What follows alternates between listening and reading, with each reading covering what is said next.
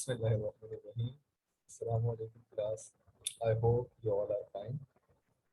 कल की क्लास में बेटा हम लोगों ने अपना लेक्चर नंबर 1 दिया था और उसमें हमने inter conversion of mass and मोल और उससे रिलेटेड न्यूमेरिकल सॉल्व किए थे। तो आई होप कि आप लोगों को वो न्यूमेरिकल सही तरीके से समझ आ गए होंगे। अब उसके बाद और उस न्यूमेरिकल से रिलेट मैंने कुछ प्रैक्टिस क्वेश्चन भी दिए थे, तो मेक श्योर कि आप लोगों ने वो क्वेश्चन कर लिए हों। अब उसके बाद हम अपने नेक्स्ट टॉपिक की तरफ जाते हैं और हमारा नेक्स्ट टॉपिक जो है लेक्चर नंबर 2 आज का, वो है chemical reaction and its types. यहाँ पर हम केमिकल रिएक्शन और उसकी टाइप पढ़ेंगे, टाइप्स वगैरह पढ़ेंगे। बेटा ये इस चैप्टर का one of the most important question, जैसे कि मैंने अपने फिजिकल क्लास में भी बताया था कि इस चैप्टर में 2 क्वेश्चंस ऐसे हैं जो कि ऑलमोस्ट हर ईयर रिपीट होते हैं। अगर आप 5 ईयर उठाकर देखें तो 5 में से 3 सालों में या 4 सालों में वो क्वेश्चंस लाजमी होंगे। तो पहला क्वेश्चन मैंने आपको बताया था law of conservation of mass था, और सेकंड क्वेश्चन जो है आपका वो है chemical reaction and its types. तो बेटा ये क्वेश्चन एग्जाम में बार बार रिपीट होने वाले क्वेश्चंस हैं, तो इस वजह से इन क्वेश्चन को बहुत केयरफुली रीड करिएगा और लेक्चर को बहुत ध्यान से समझिएगा। तो सबसे पहले law of conservation of mass हमने अपनी क्लास में कवर कर लिया। अब उसके बाद है केमिकल रिएक्शन और केमिकल चेंज, और फिर हम उसकी टाइप को डिस्कस करेंगे। तो केमिकल रिएक्शन क्या है? सबसे पहले a chemical reaction is that change in which the chemical composition of a substance is altered. During a chemical reaction, the original substance produced one or more new substance. देखिए बेटा chemical reaction किसको कहते हैं? कोई भी ऐसा reaction जो किसी सब्सटेंस की नेचर को, किसी भी मटेरियल की नेचर को कम्प्लीटली तौर पर चेंज कर दे और उससे एक न्यू सब्सटेंस आफ्टर रिएक्शन एक बिल्कुल न्यू चीज फॉर्म हो जाए, तो वो चीज कहलाती है केमिकल रिएक्शन। आपके पास 2 तरीके के रिएक्शन होते हैं, एक होता है आपके पास फिजिकल रिएक्शन, एक होता है केमिकल रिएक्शन। फिजिकल रिएक्शन में ऑब्जेक्ट का नेचर चेंज नहीं होता, और फिजिकल रिएक्शन को सेपरेट करना और ऑब्जेक्ट को उसकी ओरिजिनल फॉर्म में लेकर आना पॉसिबल है, इजी है। ठीक है, तो फिजिकल चेंज किसी भी मटेरियल पर बहुत ज्यादा इफेक्ट नहीं डालता। अब फिजिकल चेंज फॉर एग्जांपल क्या है कि आप अपने हाथ को, अब आपकी फिंगर है, आपकी फिंगर ब्राउन कलर की है, जिस तरह हमारे हाथ की स्किन होती है ब्राउन कलर की है। आप उसके ऊपर कोई ब्लैक कलर कर दो, उसको इंक में डिप कर दो तो वो ब्लू कलर की हो जाएगी। कोई रेड कलर कर दो, तो उससे आपकी फिंगर के स्ट्रक्चर पे कोई फर्क नहीं पड़ेगा।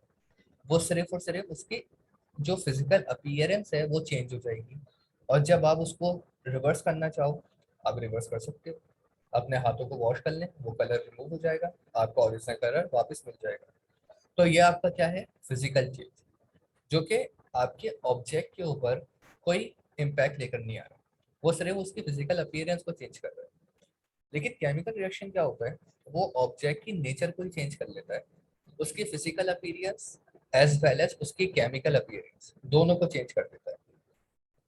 मैं बिल्कुल एक सिंपल सी एग्जांपल दूं कि टी बनाना, चाय बनाना जो हम घर में बनाते हैं, हम लोग चीनी लेते हैं, मिल्क लेते हैं और जो पत्ती है वो लेते हैं, टी पाउडर लेते हैं। तीनों चीज़ों को हम मिक्स करते हैं, उनको हीट अप करते हैं, तो एक ऑब्जेक्ट फॉर्म होता है जिसको हम कहते हैं टी, चाय बना।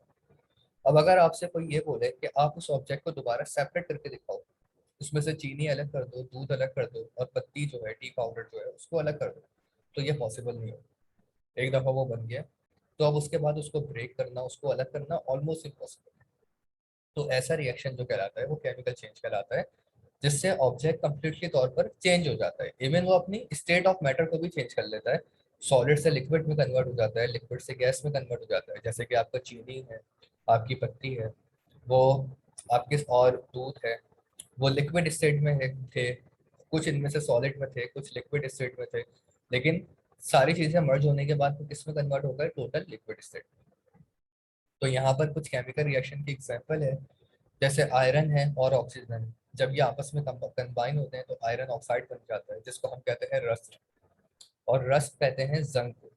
ठीक है, जो लोहे वगैरह पे लग जाता है ना जंग, उसको रस्ट कहते हैं। Burning of coal. अब जैसे यहाँ पर कार्बन है, कार्बन जो है वो आपका ऑक्सीजन के साथ कंबाइन हुआ तो इसने फॉर्म कर दी कार्बन डाइऑक्साइड गैस। अब कार्बन क्योंकि खुद एक सॉलिड मटेरियल है, ऑक्सीजन आपकी गैस है, लेकिन ये सॉलिड और ये गैस आपस में जब कंबाइन हुए तो इन्होंने एक गैस फॉर्म करी कार्बन डाइऑक्साइड।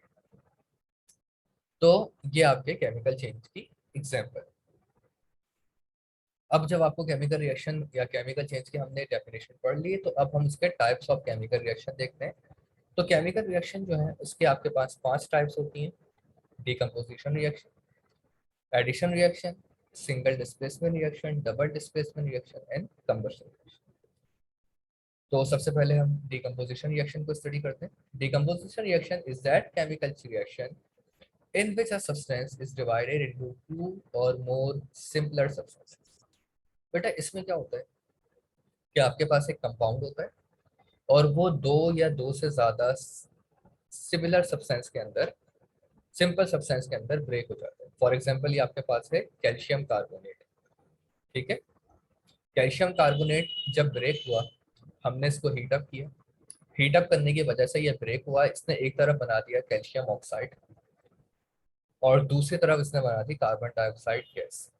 तो एक सिंगल कंपाउंड दो हिस्सों में ब्रेक हो गया और दो हिस्सों में ब्रेक होकर उसने दो अलग अलग कंपाउंड फॉर्म कर दिए। तो ये आपका कहलाता है सिंगल डिस्प्लेसमेंट रिएक्शन और सॉरी डिकम्पोजिशन रिएक्शन। उसके बाद आपके पास नेक्स्ट रिएक्शन आता है एडिशन रिएक्शन, जिसको हम कॉम्बिनेशन रिएक्शन भी कहते हैं।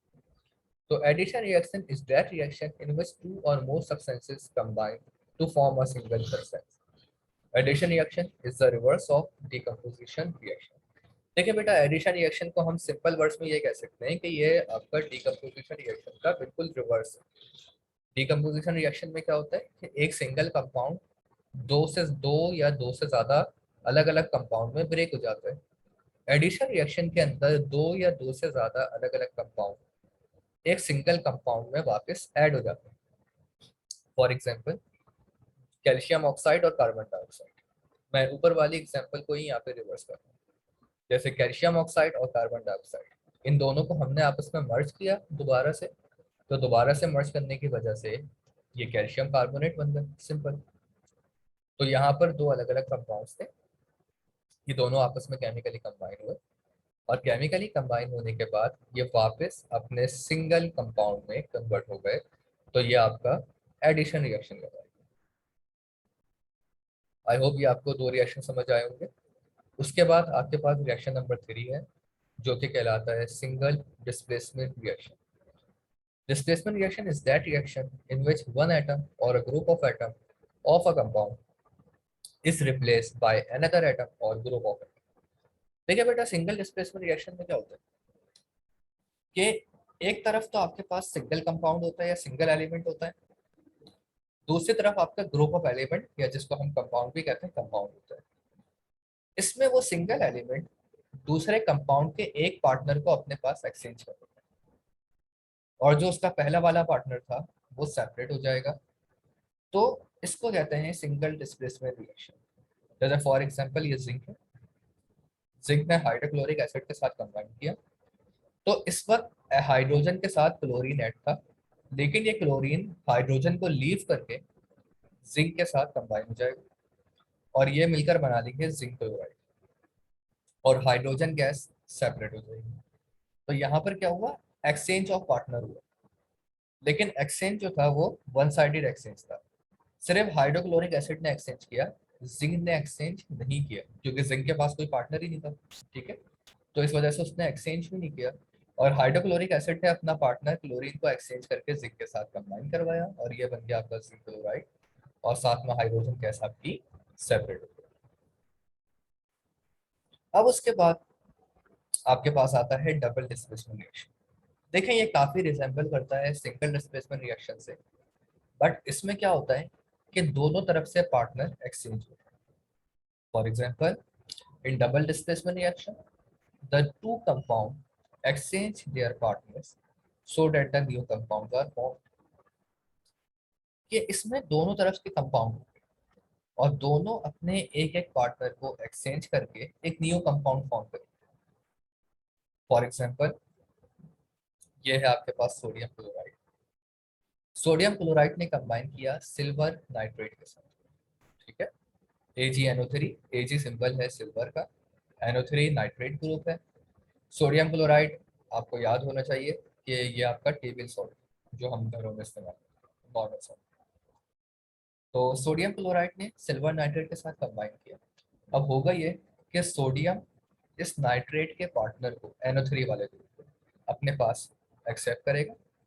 सोडियम और नाइट्रेट आपस में कंबाइन होकर क्या बना देंगे, सोडियम नाइट्रेट। कंपाउंड बिल्कुल चेंज हो। दूसरी तरफ ये सिल्वर है। सिल्वर सोडियम के साथ जो उसका पार्टनर है क्लोरीन, उसके साथ कंबाइन करेगा और ये बना देगा सिल्वर क्लोराइड। तो यहाँ पर भी पार्टनर एक्सचेंज। तो दोनों रिएक्शन के अंदर बस फर्क सिर्फ क्या है कि सिंगल में जो एक्सचेंज होता है पार्टनर वो सिर्फ वन साइडेड होता है, जबकि डबल डिस्प्लेसमेंट के अंदर दोनों तरफ के पार्टनर एक्सचेंज होते हैं, ठीक है। तो सोडियम ने अपना पार्टनर क्लोरीन लॉस किया और नाइट्रेट ग्रुप के साथ ऐड कर लिया, और सिल्वर ने नाइट्रेट ग्रुप को लॉस करके क्लोरीन ग्रुप के साथ अपना एडिशन कर। तो ये तो चार रिएक्शन हो गए आपके केमिकल रिएक्शन के। अब अपने फिफ्थ रिएक्शन जो कि लास्ट रिएक्शन है उसकी तरफ बढ़ते हैं। तो वो है आपका combustion reaction. In combustion reaction substances react with oxygen, free oxygen और oxygen of air to produce heat energy and flame। यहाँ पर बेटा स्पेलिंग मिस्टेक है, यहाँ पर H आएगा, हीट एनर्जी एंड फ्लेम, ठीक है। देखिए बेटा कंबशन रिएक्शन के अंदर कोई भी रिएक्शन जिसमें हीट प्रोड्यूस हो, ठीक है, आसपास का एनवायरनमेंट जो है वो हीट अप हो जाए, गर्म हो जाए, एक्सोथर्मिक रिएक्शन हो यानी कि जो हीट को बाहर निकालता है, तो ऐसे रिएक्शन को हम कंबशन रिएक्शन कहते हैं। तो कार्बन जब ऑक्सीजन के साथ कंबाइन करता है तो ये बनाता है कार्बन डाइऑक्साइड, और प्लस डेल एच। ये जो ट्राइंगल का आप साइन देख रहे हैं इसका मतलब होता है चेंज, चेंज इन एच यानी कि चेंज इन हीट। यहाँ पर क्या होता है, इस रिएक्शन में हीट बाहर रिलीज होती है। तो कंबशन रिएक्शन के अंदर पहली बात तो ऑक्सीजन का होना बहुत जरूरी है। अगर ऑक्सीजन नहीं होगा तो कंबशन रिएक्शन नहीं हो सकता। सही है, कंबशन रिएक्शन की फॉर्मेशन पॉसिबल ही नहीं होगी। तो कंबशन रिएक्शन में ऑक्सीजन होना जरूरी है, और दूसरी तरफ कोई भी दूसरा कंपाउंड या एलिमेंट हो सकता है।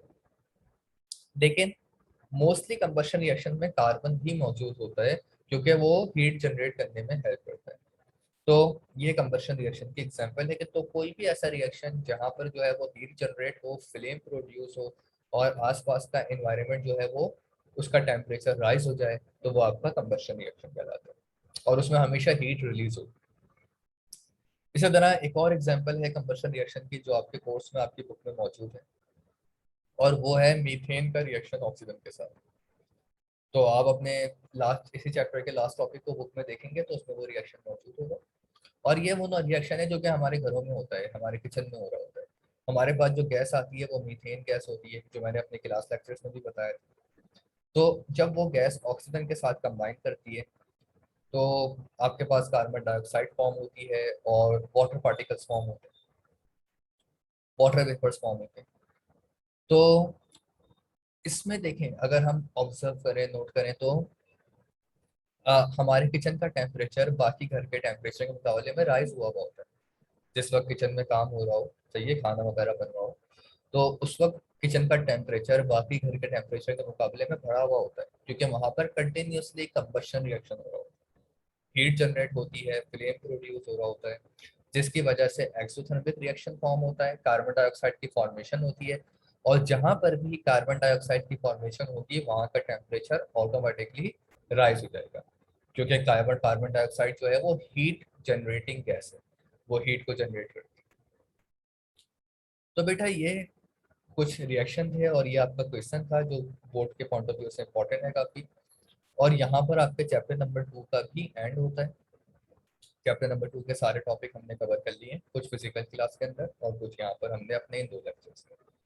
तो मेक श्योर कि आप इन टॉपिक्स को सही तरीके से रिवाइज करें और इस सारे काम को अपने कॉपी में ज़रूर कॉपी डाउन कर लें, ताकि जब स्कूल खुले तो आप लोगों के ऊपर काम का बर्डन बहुत ज़्यादा ना हो और हम लोग अपने मजीद लेक्चर्स को कंटिन्यू कर सकें और हमारे लिए कोर्स को वाइंड अप करना ईजी हो जाए।